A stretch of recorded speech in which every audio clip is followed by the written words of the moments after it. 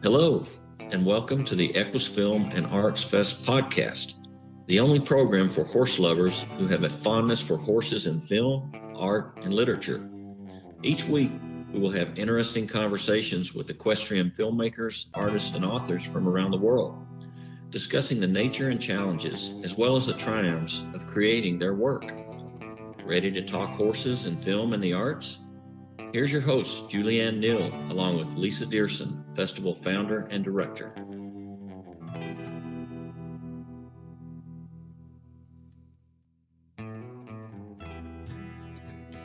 So good morning, this is Julianne Neal, and I'm your host for the EQUUS Film and Arts Fest podcast, and we're here with Lisa Dearson. How are you today? Hi, Julianne. I'm fine. How are you doing? I'm good. We were just talking about the fog and the weather and all, and it seems like we start each podcast with talking about the weather, but it's been just crazy this time of year. Not at all what I expected in January. So how are you up there? Well, we're really foggy, and I think the weather, really has a lot to do with the conversations that we have anyway, because it's reflective of the different parts of the country that you and I are in, and different places where people are dealing with their horses and things going on in the environment and everything else. So I think opening with a little weather conversation and what we're doing with our horses at this time of year. Right.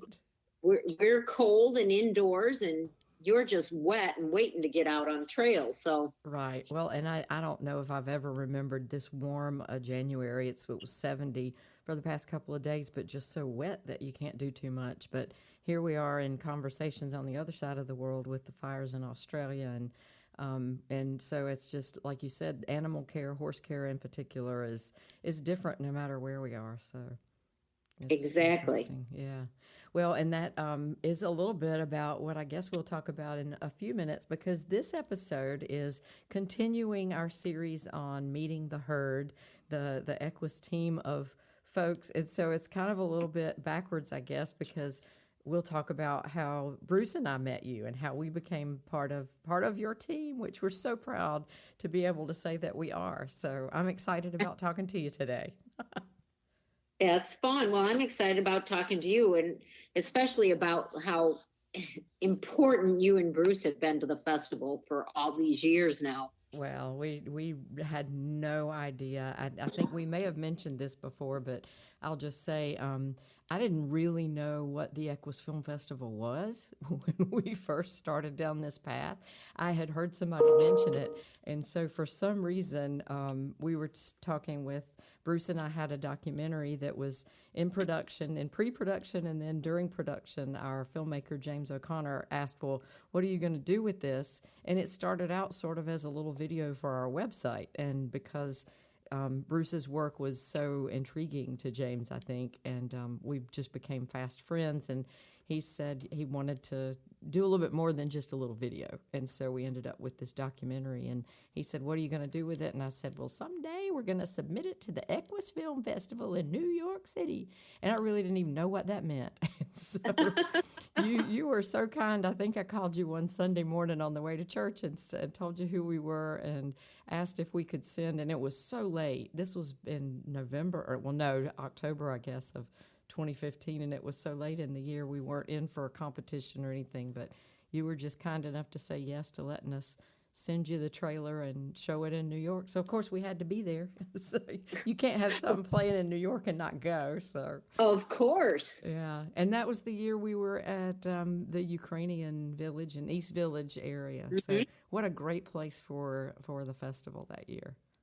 Oh, it's every venue we've been in have hosted the festival in has been fun and unique and entertaining in its own space, and we've learned so much, and we've engaged with so many different people around where we've hosted the festival. And it's nice now to be kind of settling into Lexington, but New York was fun, and mm-hmm. we introduced a lot of people there to the world of horse films with some of our walk-ins and everything else. So mm-hmm.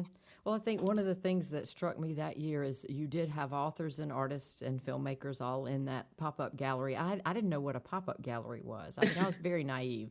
And so just meeting all the different people. And you had, even at that point, panel discussions about the carriage horse, working horses, and we visited the stables that year with Christina Hannum and that whole company, and just saw how well the horses were cared for. And those were things I'd never really thought about. The topics that you had in the panels that year were pretty important. So you've been a mover and shaker in doing things like that and bringing information and education to people for years. Well, I think it's so important that, especially when we were in New York, that people knew that the horses there, that the carriage horses, that all of the PETA crazy people, and I'll probably get shot for saying that, but there's a group that makes wanting to participate with anything they want to do, not want you to be part of. Mm-hmm. But it's important to me to let people see just what I've seen. And I can only talk about what I've seen and I've known, but what I've seen and the people I know in the carriage industry in New York and in Chicago have taken really great care of their horses. And if they don't take good care of their horses aren't there for them to do the work. So it would kind of be stupid, mm-hmm. seriously, for them to, not take care of their horses. But you get people out there that can grab headlines with screaming and laying down in front of carriages and doing all kinds of dramatic things. And the first year we were in New York, in Harlem, we had quite a PETA demonstration out in front of our film festival because of the carriage horse documentary that we were showing just the trailer of that documentary at that time. And I went out and I tried to talk to them. I tried to say, hey, we might be showing this one trailer, but we're showing 100 other pieces of film that are important to things horses are doing and people who are doing positive work with horses, and children who, have autism and horses are helping them. And I mean, the list goes on, and they did not want to hear one word of that. All they wanted to do was scream and holler. And as a curator of this film festival, I am not going to, say censor. What censor and keep our collection just only the fluffy stuff. Mm-hmm. This is only what you should see. Our filmmakers talk about tough issues facing the horses, and we're going to be getting into a whole lot more of that now as new filmmakers are coming on with the racehorse topics. And we're getting back into the walking horse, and Bruce and your film on addressing climate change through the horse, mm-hmm. and what's happening to our environment and all, so we can't censor what our viewers see. All we can do is let people see and judge for themselves. Mm-hmm. And I think that's what I was explaining to somebody. We'll get into the Camden Tour Stop, I'm sure, in a few minutes too, but I was telling somebody that first year they didn't like one of the topics on a film, and I said, well, it's a way of opening up a conversation. So if you don't like it, make one yourself that gives the opposing view, or come to the panel discussion about this and learn from the people who are speaking on both sides of the topic, and create, like you said, come up with your own idea of what you think is the right thing. Because in every discipline of the horse, every discipline that you could be in, there are different people believing different things about what's right and wrong. And so, I firmly agree, and I love that you do that and that you provide the opportunity. And if somebody wants to submit a film, or somebody wants to be a part of it, or even just part of the conversation, that opportunity is there. So right. Well, the year you came, when we were in the East Village, we had quite a controversial panel, mm-hmm. on the Tennessee walking horses. And, we allowed both sides. And that's the thing. We're all adults in the room. And sometimes you really sit back and you go, wow, Mm-hmm. maybe they're not all adults. But we should be able to sit down across the table from each other and talk about these issues so that people understand and know what's going on with the horses. Right. Instead of always, I'm right, you're wrong, and that's that. And that's just not the way it is. You have to be able to have conversations, and you have to be able to do that through the panels like we do with our panel discussions. Right. And working horses, I'm hoping that we'll be able to have a panel discussion, a conversation with one of our local carriage companies. One of the people who owns that carriage company has been a friend. Michelle Marble is there in Camden, and we worked with her quite recently. A film production company came in from LA, and they were doing a period piece, and she provided all kinds of support with horses, carriages, wagons, everything, and we worked together on that. And we had conversations during that filming process about working horses. And Bruce and I have said too, I'm not saying that every carriage horse is treated perfectly. I'm not saying that every company does it the right way, but there are companies that do. And for some of those horses, if they weren't there, Michelle told us all of her horses, except maybe one, are rescues. And so if she didn't have work for them to do and there wasn't that money coming in, they would have been at the slaughterhouse. She got them there. So, Yes.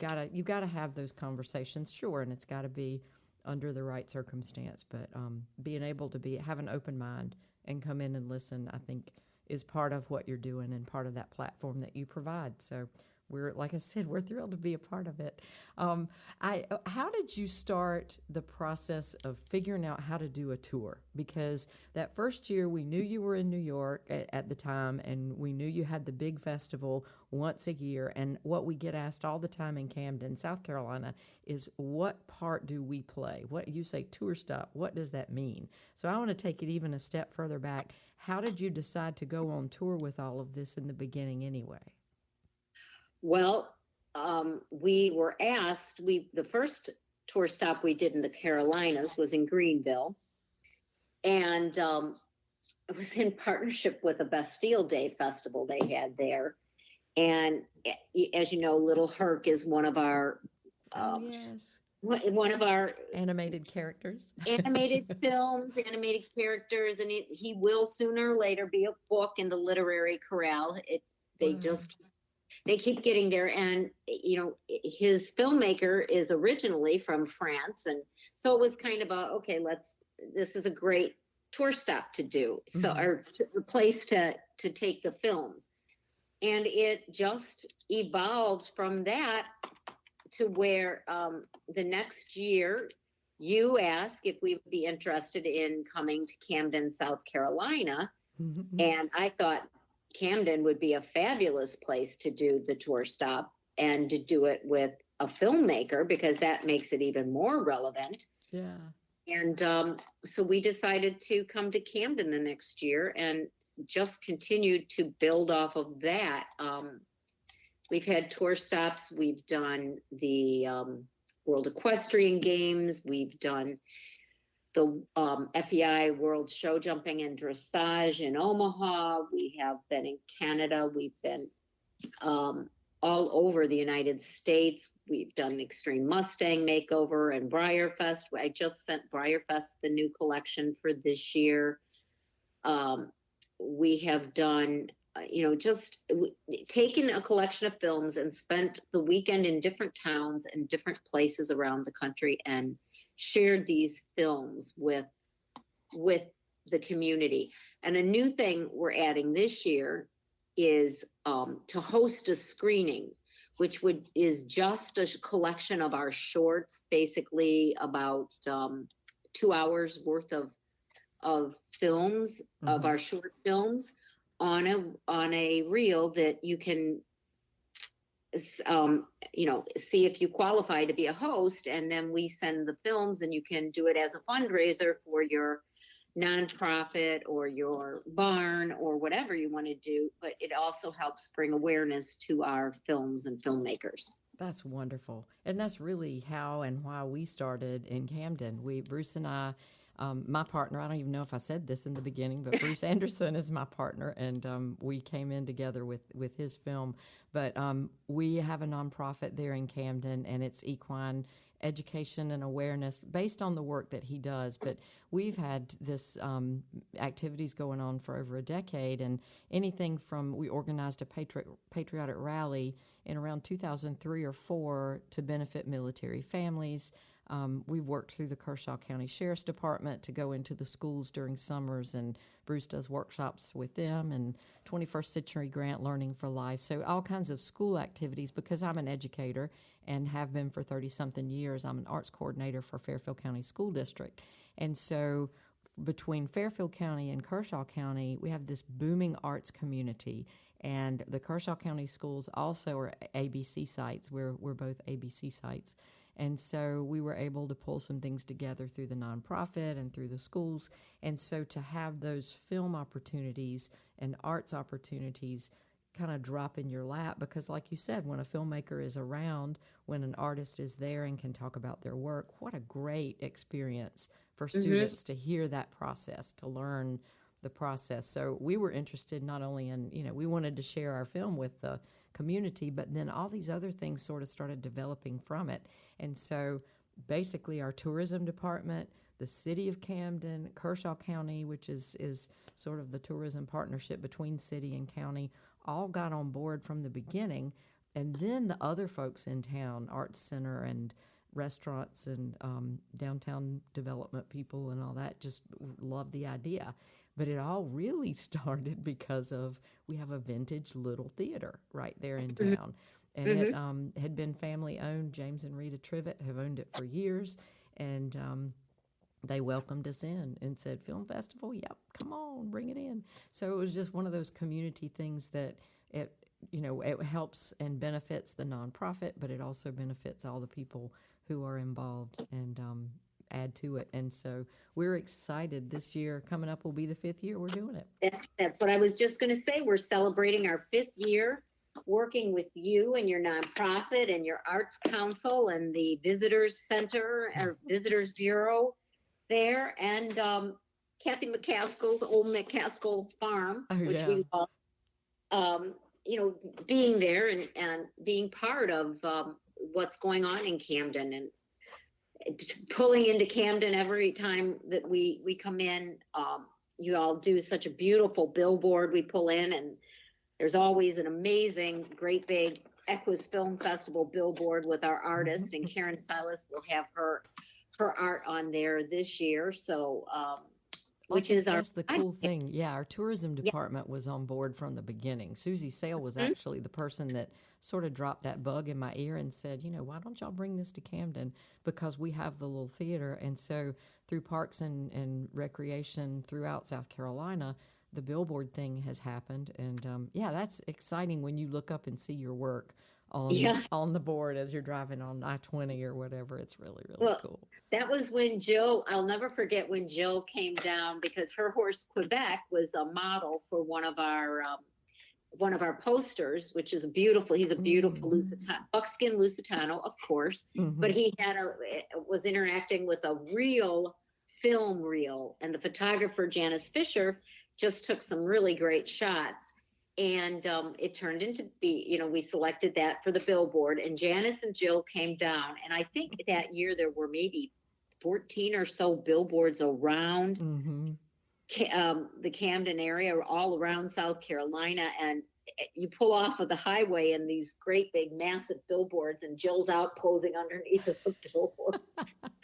Oh, well, yeah. And then another year, we had seen Tanner Jensen's beautiful artwork. And I don't even know, there was one of those coincidental things where I heard of her and saw it, and then found out she had already submitted to the festival, and she came from out west and was able to see her billboard. And she's just a wonderful artist. So it's so rewarding for something like that. But even too, I have to tell you, the first year that you came into town and everybody heard that the EQUUS Film Festival was coming, I got some calls from people, and one of them was from one of our sponsors, our longtime supporter, George Sensor, had a film about, and it wasn't released or anything like that. He had done it, I think, mainly for his wife, Sue, and it was about his horse, a thoroughbred, Sunshine Numbers, who is sort of known in town as Camden's horse. He had won the Carolina Cup the year before, and they had done a little mini documentary about him and about Arch Kingsley, who was training him and that sort of thing. And so we were going to show that in Camden, but then again in November at the festival. And so the funny thing was we did a panel on thoroughbreds that year. And so about the same time that Sunshine Numbers was playing in New York in your festival, and they were talking in a panel about thoroughbred racing, George's other horse, Top Striker, was winning the Colonial Cup back in Camden, like the same hour of the day. So it Wow. was one of those really crazy things, but just so neat that there was a local tie-in with a horse that we all knew and loved, and a great, great story. And then it was continuing. It didn't just end there. So we appreciate people like George and all of our sponsors, longtime sponsors, that have helped us along the way. So it's made it a lot of fun. So this year we are moving it from February to April, which is a little bit different. We were tied into that right around middle of February for a long time. Yep. And in South Carolina, it's a crapshoot. It could be 70 degrees and beautiful, or it could be I'm ice. happy the weather's going to be warmer. Let me tell Yes. you, I know what to pack now. Yes. And we just found out yesterday that you mentioned Old McCaskill's Farm, which is the bed and breakfast where you guys stay, and they're having shearing day while we're in town. So that is going to be so much fun. Old McCaskill's is well known in our area for the exciting things they do, and it's a real working farm. And so I'm happy that our visitors, our filmmakers, authors, artists, whoever comes to town, will get to see some really nice stuff. So, Right, and it's a great place that we can set up a big screen TV with a little loop Yes. reel for people to come into town to see the films too. Yes, and we'll have the farmers market will be started back up by then, and the city is giving us the use of the Powder Magazine Park, and so we'll have a lot of outdoor activities that Saturday, which it'll end up being April the 18th, I believe, but a lot of things going on. So as things develop with that, I'll definitely keep everybody posted, and hopefully you can start making plans now to come to Camden. So that tour stop has been really exciting for Bruce and I, but we've also really enjoyed, some of the other ones, like you mentioned, have been for events like World Cup or World Equestrian Games, but then others have been for other nonprofits with specific reasons and to go. So I know Oregon, I was just going to say that was one of my favorite tour stops with the Native American dancers, and oh my gosh, that was such an amazing tour stop. Yes. And Bruce mentioned last night, we were talking about Nita Ryan and all the work that she's done, and we met her that first year, and really we're happy to be able. She came to Camden. She and her husband Daryl brought the Thundering Hooves and the films that they had and everything to Camden, and so Bruce went when she had a tour stop in Texas. So that's been the neat thing too about meeting the EQUUS family of people, because we come into contact with each other again and again and start to do projects together and help each other and support each other, and it's been really special. Well, the friendships have been amazing. Yes. Yes. Nothing short of wow. And the collaborations kind of just start. I've noticed that things are mentioned in passing, and then all of a sudden, there they are, and they've become a full-fledged project. And so that's what I'd like to talk about, too, is you and I had just a random conversation one summer day, and from that conversation came the Spotlight Rescue Series. So that's been, a pretty interesting project to work with together with you. So can you talk a little bit about that? Well, I love the Spotlight Rescue Series because it focuses on not just the bad things that are happening to the horses that we need to get out and let the people know about, but it also focuses on the really great things that are happening. And one of our main things is A Pony and His Boy. That was a really good story that came out of our Spotlight Rescue Series. But we highlight the issues facing the horses, whatever is current at the time. Last year you did a piece on Alicio Zope's horse, who was the star of the movie The Mustang. So there's just, people want to know, where did that horse, who is that horse that's the star of that movie? So it can be all different kinds of things that we focus on with our Spotlight Rescue series. But I'll see something, because everyone usually sends me the good and the bad stuff that's happening in post on Facebook, or I'll get oh my gosh, just tons of messages on, did you see this? Did you see that?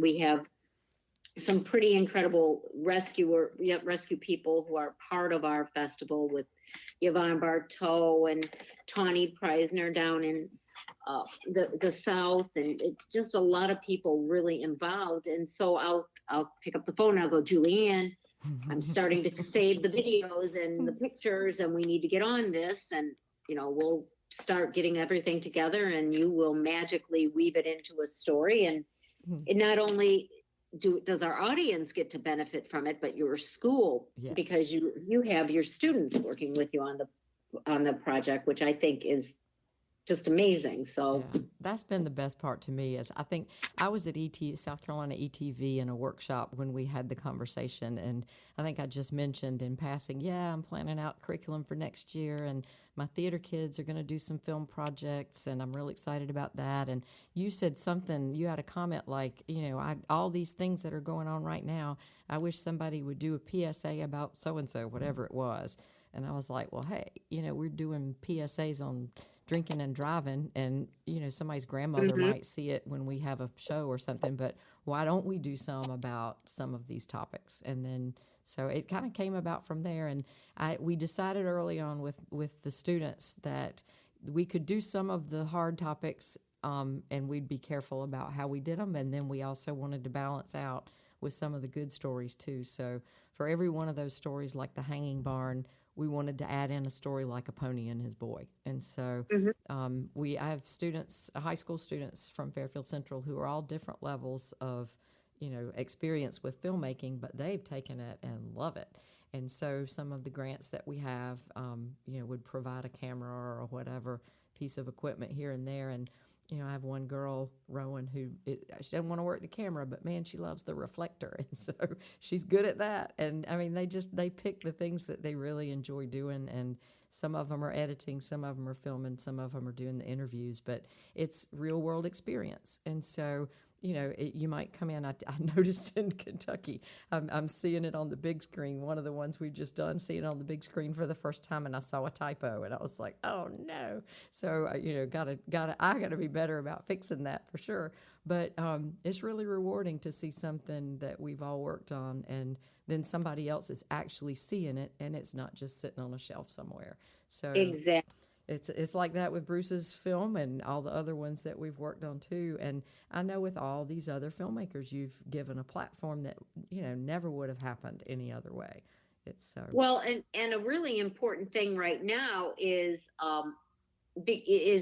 Bruce's film, The Edge, is your film, The Edge, and it's so current, and so I'm going to kind of bring it out of the mothballs, so to speak, and start to put it back into circulation with our tour stops, because it is important right now to talk about what's happening with our environment. As our friends in Australia, and we have a lot of people from Australia who are filmmakers and authors and who have been artists as part of the festival, and this is tragic what's going on. So this is very important that we that we talk about this.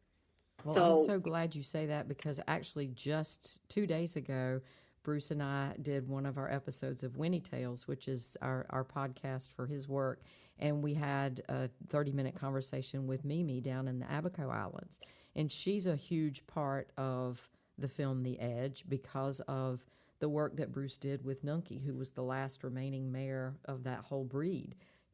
There were Spanish colonials who were sort of time capsuled on the Abaco Islands, and through, a series of events that happened, they were one by one, they dwindled and down until there was one mare left. and they were trying to, do some kind of artificial insemination with her or whatever. And so Bruce was brought in for some gentling techniques and working with her on that. And in the meantime, she died. And so this whole piece that James was able to weave together in the film, that was where Bruce, a lot of clarity came to him in why he feels the way he does about certain things. Oh. And it's that thing of the environment, and we're standing on Right. an edge right now. Well, and what I've been thinking about a lot, and with this movie and with Nuki, is the fact that, it's hard for people to imagine, that and what happened in the Bahamas this year, which just wiped out even the nature preserve. Right. Everything's gone. But imagine, we've had quite a few films on the wild horses of Sable Island. Mm-hmm. Now, what is going to happen to Sable Island with the sea level rise and those horses? And this is as important as if that herd that has sustained itself for over 400 years without any human intervention. That herd has maintained its size and lived fine without anybody micromanaging it like our lovely people like to do, get in and think they know better than nature. Mm-hmm. But, imagine if we were facing all of the wild horses of Sable Island being gone. And that's one of the things Roberto talks about, who made that documentary, and why he started the I Am Wild organization. Right. To try to bring awareness. This would be awful. And Nuki being gone there were 200 or 300 horses on that island. Yes. Right. Right. And those horses were killed. They didn't naturally die. People came in and killed that herd of horses.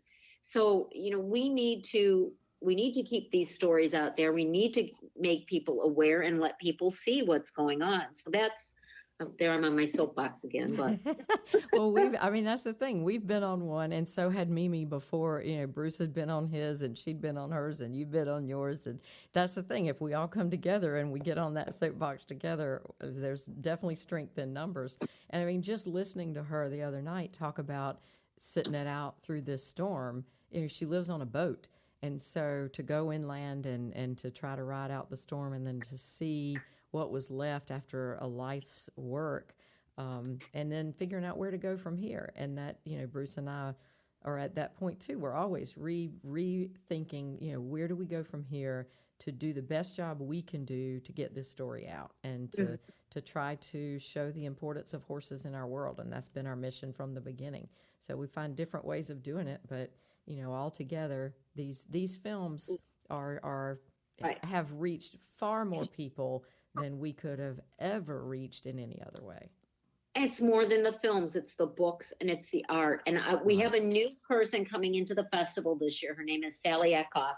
And she just kind of threw herself into the nationwide racehorse debate a few weeks ago with a op-ed piece she did for the New York Times, talking about why do these young horses have to continue to die? And I had a conversation with her this week, and I said, your life will be changed now because of this article you wrote, because you have now become the spokesperson for the racehorses. That piece was in the New York Times. She said she's been reached out to from people around the globe. And, she's an amazing individual. And not only is she a writer, she's also a filmmaker. She's also a artist. She's talked about, what's happening to these racehorses. She's now become an advocate, and that's what she and I were talking about the other day. I said, I could go stand in front of a racetrack with a little billboard, a little poster, and I could go stand in front of a Tennessee walking horse show, or we can have a film festival that we can tell these stories at and reach hundreds more people, thousands more people than we could just by being that one person out there stomping their feet. And not that you don't need those people out there stomping their feet, bringing awareness. But our energy as storytellers and as curators is to make sure that we can share this message. Mm-hmm. And well, like for the film festival is for with the film festival, and then continuing it. I mean, to be able to be in sort of a Netflix for horses type of thing with the EQUUS Film Channel on Film Festival Flicks, then you've carried it over to the people who can't be there in person, and your new partnership with Wrigley Media and all of Horse Network and everything else. You're reaching a wider audience than you ever have before. So how did all that come about? Well, we've been working. My goal is to get anything and everything that is a horse related film into one little place where, whether it is on Netflix or on Amazon or on our channel, you can go and click on the films page on the EQUUS Film Festival website and be able to find a link to see a film that's been part of the festival and some of those other wonderful horse movies that we all love. To have one local place where you can go, and so now we've been working on building that. But I wanted to have an on-demand platform, and we had started in talks with some people in the Netherlands, and it wasn't a good fit. But I still wanted to do it, and my friend Gail's husband, Paul Cohen, reached out, and they came to see the film. He came to see the film festival in New York one year, and he's like, everybody needs to see this. So he had a friend who's Benjamin Oberman, who is Film Festival Flicks, and Film Festival Flicks is a platform for unique film festivals from around the world, whether it's downhill skiing, extreme sports, surfing. There's a Jewish film festival, there's a horror film festival, and then we are the horse film festival on that channel. So we have curated and are working with our filmmakers. Every day I'm working with filmmakers to, get more content. We probably will be having 10 more new films up, hopefully by this weekend. Have probably 100 new films added this year just to our platform, as well as adding more and more films to that page that even whether they are or they aren't on our platform, you'll be able to see them. So, it's nice to kind of have a library where you can go to and go, okay, what do I want to watch tonight, and click. And if you're an Amazon member, you can just go right into watching some of our really amazing films like Totalist, or if you're a EQUUS Film Festival platform member, you can go right in and watch something like Horse of Kings, which is a little more, artistic films and not so mainstream horse films. So, we're getting hundreds added now. So, so if you're on the EQUUS Film Festival website, just click on the films link, and you'll have something that you can do over the weekend if the weather's not good and you're not at the barn. Well, I think that the film channel is really taken off, and I remember you in conversations with it, and you mentioned Paul. I was going to say, Bruce and I have really enjoyed meeting different people through this festival, and Paul and his wife Gail were some of the first that we met, even all the way back to that first year. I think we met Paul for the first time in Ocala, and he was the head of the Torchlight program at Florida State, and just had so much wonderful advice, and he and Bruce really connected. So I find it funny that a lot of times when we get to the tour stop, there are a lot of us ladies on the team, and then there's Bruce. And so anytime Paul was around, the two of them would like gravitate toward each other. So there were two men doing something, whether it's putting up a step and repeat or whatever. So anyway, Paul and Bruce became fast friends. And so I thought that was really nice. So Bruce is my step repeat guru. He would not want to hear that, because he's always like these little bits and pieces to put together. But anyway, yeah, I met Paul, and also I have to say, on a personal note, and at one of the stops in Ocala, I think it was, we met Tony Spiridakis and that whole Manhattan Film Institute crowd, and that was life-changing for me, because I sort of had done these little video projects before then, but nothing real. And so meeting him at the tour stop, I ended up signing up and going and spending several weeks one summer up in Long Island with Tony and his group, and learned so much from them about filmmaking and met people that I never would have met. So that was life-changing for me. So there have been so many of those things that I can look back now and say, meeting James O'Connor or meeting whoever, but first, with meeting you, it's been definitely life-changing. Well, thank you. It's on all fronts. Yeah, it's just been, and you talk about Bruce, when he does go with us, usually he ends up doing clinics with his natural humanship when we're at our tour stops. And so many people have learned so much being with Bruce at the tour stops. So it's been special. It really has. What world would we have been at the LA Equestrian Center with him doing trailer loading or something? Right. It's been really, really wonderful. So well, and he can say he did gave a clinic at the LA Equestrian Center. Absolutely. And where the Olympics were held at the Equestrian Center. So we consider that we're in good company for sure. So. And in fact, I think I'd like for him to speak a little bit for himself. So we're going to skip over and hear a little bit from Bruce now. How's that sound? Sounds good. Hi, I'm Lisa Dearson, director of the EQUUS Film and Arts Fest. Please stay tuned. We'll be right back. Hi, Bruce. Hello, Julianne. This is a little different because normally when we sit down in the studio, we're here to record a Winnie Tales podcast. But today we're going to talk a little bit about the EQUUS Film Festival. Yoo-hoo! Well, the great thing is we've started this podcast with Lisa, and we're here in the first several sessions introducing the team, and it's great, I think, to be part of the team. Of course it's great. In fact, kidding aside, to me, I've said this to Lisa before, but if it wasn't for her and what she does, the edge wouldn't have gotten out there. And so, yes, I'm very grateful to her for everything that she's done. And also Diana and what they have been working on, allowing us, therefore, the opportunity to highlight what, I was going to say what the work that I do, but it's not a work, but the journey that we're on. And more so, it's always been kind of a hope of mine that Julianne would be somehow there involved. And lo and behold, here we are.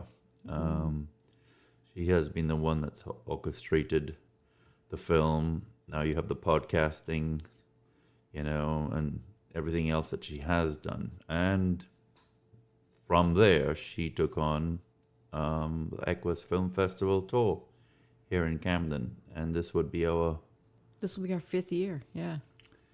5th year here in Camden, doing the EQUUS Film Festival, trying to bring the awareness of horses and the importance of horses to the general public. What are some of the things that you remember from other tour stops that we've been on? We've been on quite a few over the past 4 years. So what's one of your favorites? I feel that every stop you have gained something from it. I think one of the lessons that I have learning to practice is this: whichever stop we go to, go there with an open mind and be prepared for that opportunity. Because if you go with expectations and you have a plan in mind, you're going to miss out on those opportunities. And to me, I sort of see us as this, for lack of a better word, vessel, conduit, to share this journey that we're on, which I feel are the missing pieces. It's not going to change your life. It's not going to tell you how to do something differently. It's just going to take what you're doing to a whole new level. And to me, I see it where the horse is putting us back in touch with spirit. You know, the spirit that we're missing because of domestication. So that's the first thing for me is every stop be open. And I guess one of the key ones that strike me is when we went to down by Nita in Texas. I decided that I was going to go on this pilgrimage. And it's a crossroads where all the horses from the United States drive through on the way to the slaughter, to be slaughtered in Mexico. So I decided that I wanted to drive down there and see for myself. That was, for me, one of the more memorable ones. Another one was when we went out to the West Coast. Was it Oregon? Mm-hmm. And it was a Native American sort of area preserve that we went on to and had the privilege to be taken onto the preserve itself. And we got a personalized tour through there, or through part of it anyway. Seriously enjoyed Sedona. It has its beauty within itself, but again, there's, just a spiritual thing that goes on there. There are a number of them. Florida was a really good one. Mm-hmm. I really do think that the Ocala opened my eyes because it was the first time I had been to an international film festival, and Greg Thompson was organizing, and he is just the consummate professional. That tour stop was the most incredible one that I have been to. The job that he did was just phenomenal. And so, even thinking back to one of the Maryland tour stops when Nyquist had just won the Kentucky Derby, and here, Ross Petticord was able to set it up for all of us, the filmmakers who came to town. We were all able to go and meet Nyquist. Mm-hmm. Of course, then he didn't win the Preakness right after that, but well, that's all right. That's still, okay. That's not the point. The point was that we met a special horse. Yeah, we had that. We're invited to come and do that. Mm-hmm. And then when we're in New York, the carriage company, mm-hmm. And for me, one of my favorite ones was going to go to the mounted branch. Right. The police mounted branch in New York City. That I found really fascinating. And as Julianne would tell you, we met a pretty neat police officer there. Emilio. With his neat horse. Right. This episode of the EQUUS Film and Arts Fest podcast is sponsored in part by Nature's View, the Marley Project, and JA Media Productions. To learn more about what we do, visit naturesview.us. We talked a lot of sad stuff. What's one of the happier ones that you can think of? Well, I think that same year I was excited to meet, for example, Yvonne Bartow. And that was a really neat one. And then going down and visiting their place in Bell, Florida. And she not only does the performances with the horses and does her dressage, but also she has a rescue group called Horses Without Humans. And just to see what she does and in talking to her, hearing some of her stories, what a strong human being. And so it's neat to meet people like Yvonne. Another one is Nita and her husband, when I went to Martha and I visit with them. Just, again, another strong woman, fighting for the environment and, the horses and... But those relationships that we've made with people mm-hmm. like Nita and Daryl, and with Jar, and with all the folks that come to a lot of tour stops, it's great to see and connect with them again, and to see what projects they're working on, and to work on projects together. I think that's been kind of exciting. We partnered with Nita and her organization Thundering Hooves on a rescue project last year, where you had Little Mac, which was a little rescue halflinger here in Camden, and she was she sent in one of the fiberglass horse statues, and we were able to paint it to look like Little Mac and take him around for educational purposes, and still doing that. So he'll go to some lucky place. And it was kind of cool because when I took him to one of the schools, it's amazing how the kids got so excited. You know, the school had them all lined up to come do that little piece of artwork on the statue. But just to watch these kids look at this statue, and it's like they see a horse, they see this living thing, and they're patting it and rubbing on it, and it's like it. I just feel that what Nita came up with was a great concept, because it's a way to get kids to connect, you know, with the horse and nature, and therefore themselves. So yeah, that was pretty cool.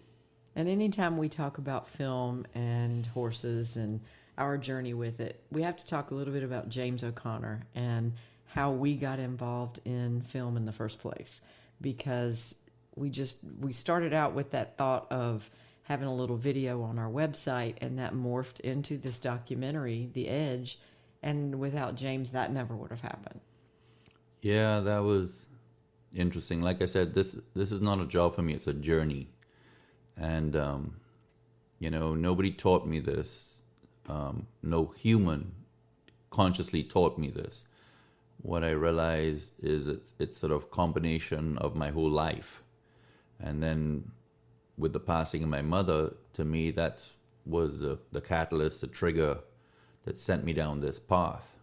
And for the first 3 years, not being able to put into words what I was feeling, but still traveling down this path, working with horses in this fashion, to where finally the name evolved to Nature's View. And many, many years later, you know, people would call it, well, it's natural horsemanship, it's gentling, but the word that finally evolved was natural humanship, because it's not about training horses, but in training horses, you're working on yourself, on getting back in touch with your humanity, which to me, we're missing these three pieces, and because of that, it throws you off to where you're not reaching your full potential. And of course, what was done to our muscle memory. It's almost like we were set up to fail, more so than not. And in going down this journey, you know, it has been just this eye-opening experience. And on one side, on the other side, it has been quite an emotional challenge for me. As this evolved in us and we had more of an understanding, it was all bottled up inside of me. That as important as I felt it was, that I really want to do service to it and do the best interpretation of putting it out there. Because at that point, it was ready to come out. And to find the best medium to put it out there. And we tried writing a book, and that's still in progress. But one day we had seen this little video on Facebook with James, that James put out. And so I remember getting up one morning and right afterwards and deciding, that's it, I'm calling him, not thinking about it. And I picked up the phone and I called him in Trinidad. And it's just funny how things fell into place. And yeah. He was a family friend of a family member, and I mean, all these connections. For me, one of the aha moments, serendipitous. I don't know if that's the right word to use. I grew up on a cocoa and coffee estate in Trinidad, and when we did the documentary, we went down to Trinidad to do some filming, and one of the things we did was we went to the estate. Which is no longer there. It had basically, it's on a mountainside and basically has been plowed under. Every single tree on that estate had been taken out, and houses were put in. And the big thing for me that struck me was, you know, I talk about these three pieces that we're missing. Well, what I realized in doing this film, in visiting that spot, I suddenly came to the realization that this is where I learned these three things on this estate, which I didn't realize at the time, you know. And so if it wasn't for my grandmother, my father's mother, Evelyn, it would have never happened. You know, she had 12 kids. Her husband had died. They had to move from one end of the island to the other end. She bought this estate. And in that time, which is, I guess, in the 30s, 40s, something like that, for a woman to be running an estate by herself, not something that you normally see. But she was bound and determined to keep the estate because she felt it was important for the kids. And obviously the grandkids, because of her. I had that experience on the estate, and like I said, this has been a lifelong journey that is now coming, I guess, a complete circle, and all of this stuff's coming out. So yeah, it has been quite a journey with James and Dylan and his crew, and we hope one of these days that it'll happen again, and maybe take it to another level. So Bruce, thanks for talking with me about the festival and about Camden, and I know we have a lot to look forward to, and we both have a huge thanks to Lisa and the whole film festival team. Absolutely, without a doubt. So, as I always say, pass it on.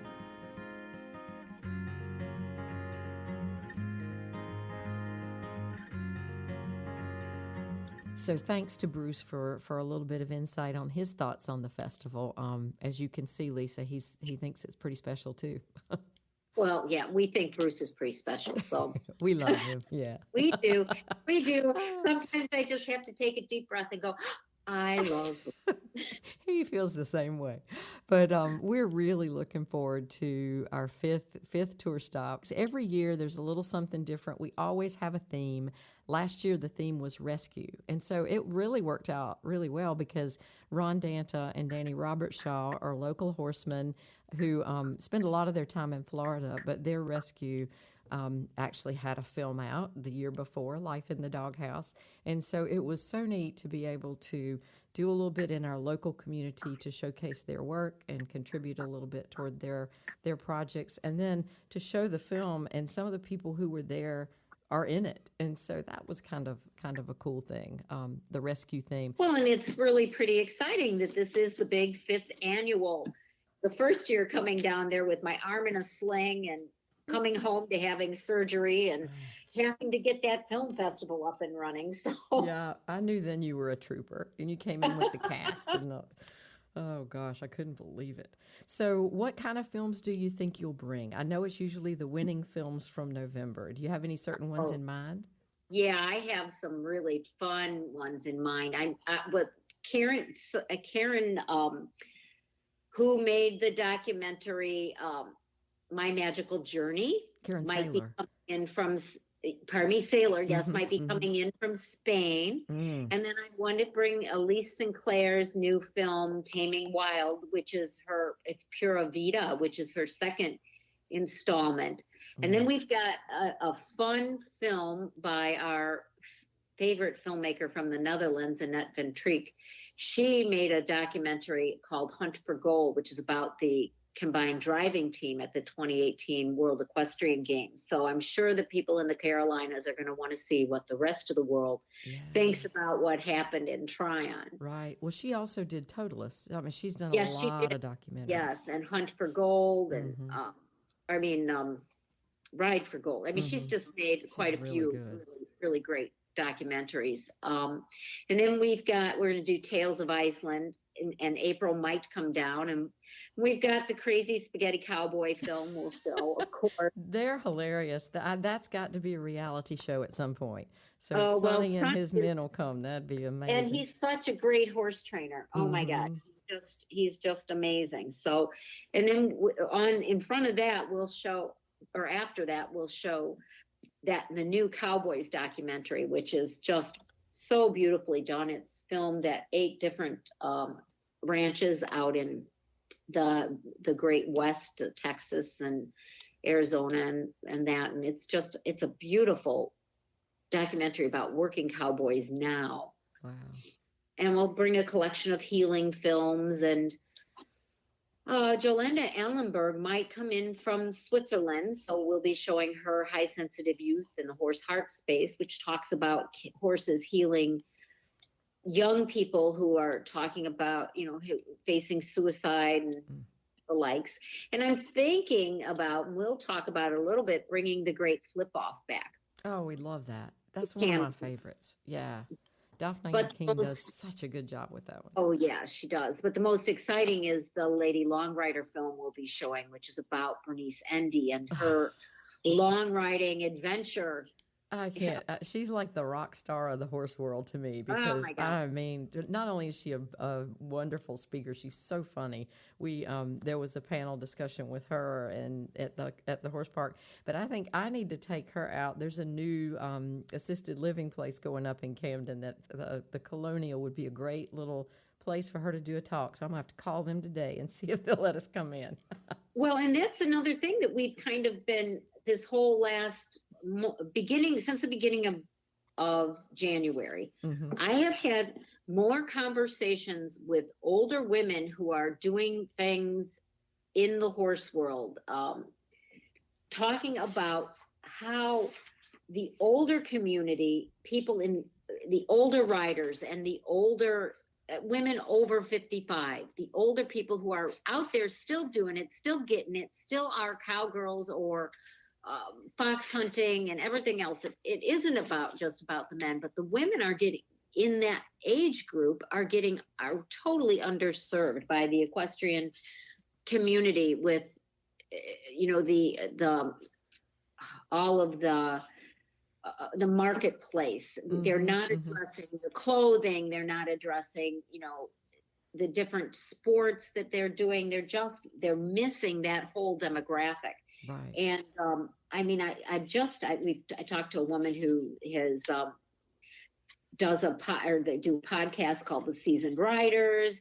I've been talking to Sally, who is just amazing to talk to. She's again another woman in that little bit of older age demographic.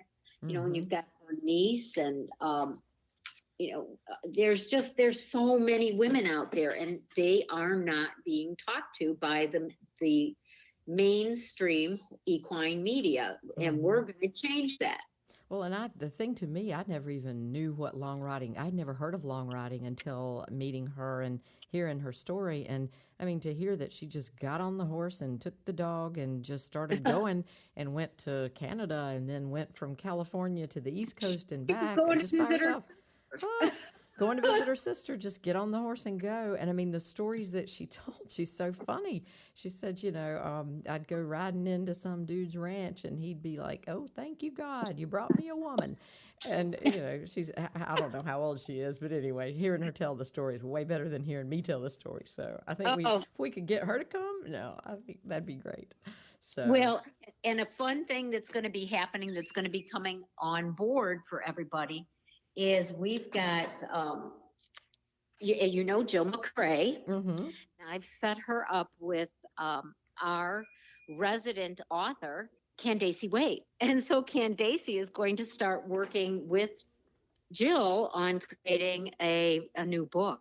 Oh, so we're going to have so much fun watching that. And yeah, of course, I'm going to have to go up and shoot some footage and shoot it off to you and have you do a fun little trailer about, the upcoming book, but it'll be something that, kind of has just birthed out of our festival. Oh, fun. Well, that's exciting stuff. And I mean, I can think of more and more to come. So hopefully that's given the listeners an idea of how Bruce and I got involved. And I look forward to speaking with other team members coming up soon. I know we'll have to speak to Candace and Carly Cade and everybody else that's been involved. But and we're bringing Casa Cabas in this year to help us with our art. So yes, she's just a beautiful photographer that came through us through Candace. That's great. So, introduction. Well, you've brought some really, really great people on board, so we're excited. So thank you, Lisa. That's okay. Thank you again, Julianne. It's been another fun week. It has, and I look forward to the next one. Okay, we'll talk to you all later. Pony on. Sounds good. Bye for now.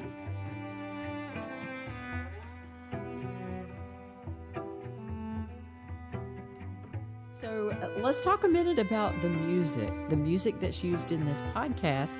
I guess we're going to trade out every now and then, but for this first couple of episodes, it's from Jane Baldinger, who her daughters are featured in the CD, and they've all gone on to be pretty good musicians in their own right now, and they're performing, but they were pony clubbers. So this is kind of a really kind of cool horsey connection with a CD named Pony, which is what the CD is named, and we'll have a link to people to go and listen and maybe purchase their a few of the cuts off of that CD, because it's just great music.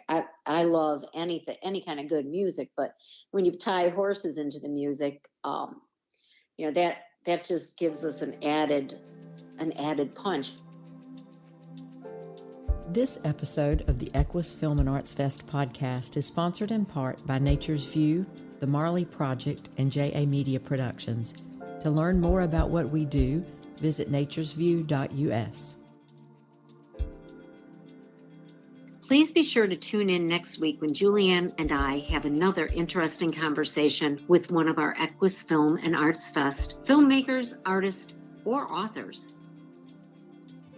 For more information about the EQUUS Film and Arts Fest, visit our website, equusfilmfestival.net.